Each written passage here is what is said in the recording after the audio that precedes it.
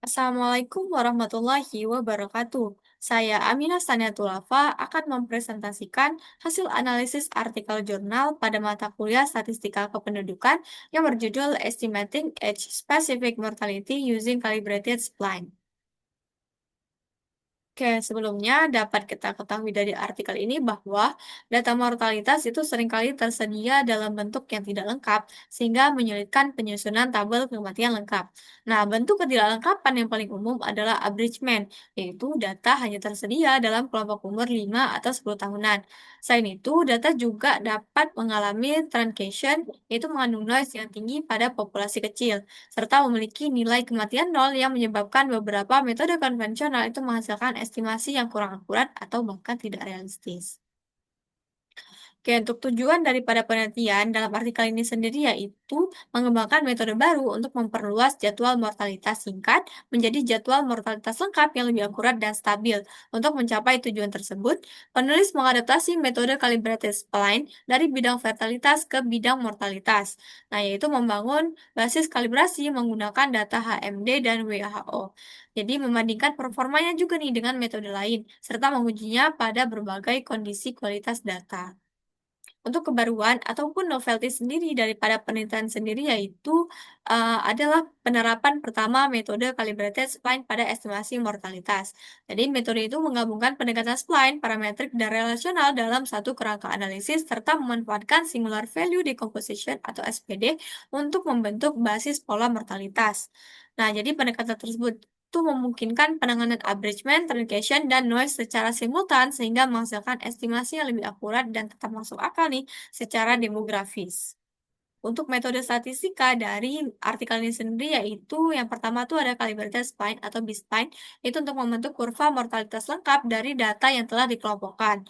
Kedua itu ada SPD yaitu untuk mereduksi dimensi data dan memperoleh 5 komponen utama pola mortalitas. Dan yang ketiga itu ada WLS yaitu untuk meminimalkan kesalahan estimasi dengan mempertimbangkan ukuran populasi. Kemudian ada shape penalty yaitu untuk menjaga bentuk kurva tetap sesuai pola mortalitas historis. Nah, terus ada force of mortality yaitu sebagai dasar pemodelan tingkat kematian menurut umur. Lalu ada Poisson deviance yaitu untuk mengevaluasi kesesuaian model. Terakhir ada Newton-like iteration yaitu untuk memperoleh parameter spline yang optimal. Oke, selanjutnya untuk temuan penelitian dari artikel ini sendiri yaitu menunjukkan bahwa calibrated spline itu memiliki performa yang sangat baik nih pada berbagai kondisi data mortalitas. Kemudian, pada abridgment 5 tahunan, seluruh metode itu memiliki akurasi yang relatif sama pada usia 20 hingga 80 tahun. Tetapi pada usia di bawah 20 tahun, akurasi Elam Johnson, PCLM, dan Kostaki itu menurun, sedangkan CS itu tetap akurat. Jadi pada usia di atas 95 tahun, CES itu menjadi metode yang paling akurat. Nah, pada abridgment 10 tahunan, CES itu tetap stabil dan dia tidak menunjukkan akurasi yang lebih rendah dibandingkan metode lainnya. Nah, contohnya nih pada kasus studi kasus di Islandia, mohon maaf, yaitu CS ini mampu menghasilkan profil mortalitas yang masuk akal meskipun terdapat angka kematian nol.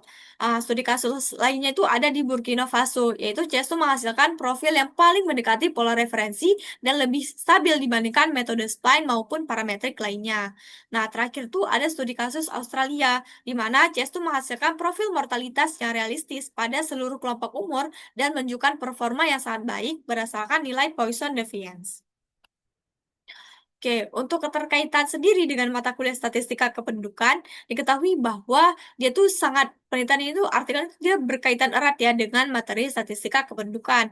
Di mana di statistika kependudukan sendiri tuh dia juga membahas tentang fertilitas dan mortalitas penduduk kan. Nah, khusus ini kayak di tabel kematian lengkap dan tabel kematian singkat. Nah, artikel ini sendiri kan secara umum dia membahas tentang metode terbaru nih yang memang sangat cocok untuk tabel itu sendiri kan.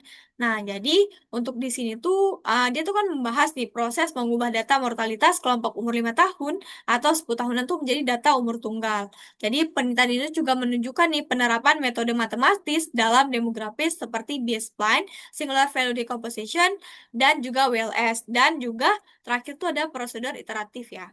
Nah, selain itu, metode calibrated spline itu juga relevan nih dalam proyeksi penduduk karena dapat menghasilkan nih tingkat kematian spesifik usia yang lebih akurat meskipun data yang tersedia itu terbatas ataupun berkualitas rendah. Maka, kesimpulan yang dapat diambil daripada, analisis, artikel jurnalnya sendiri yaitu bahwa Calibarda Spline itu dia terbukti efektif untuk memperluas jadwal mortalitas singkat menjadi jadwal mortalitas lengkap yang akurat dan plausibel ya. Jadi metode itu berhasil menggabungkan nih fleksibilitas pendekatan spline, toleransi terhadap noise dari pendekatan parametrik, serta stabilitas pendekatan relasional dalam satu kerangka analisis. Nah, selain itu dia juga mampu nih menangani abridgment, truncation, dan noise secara simultan.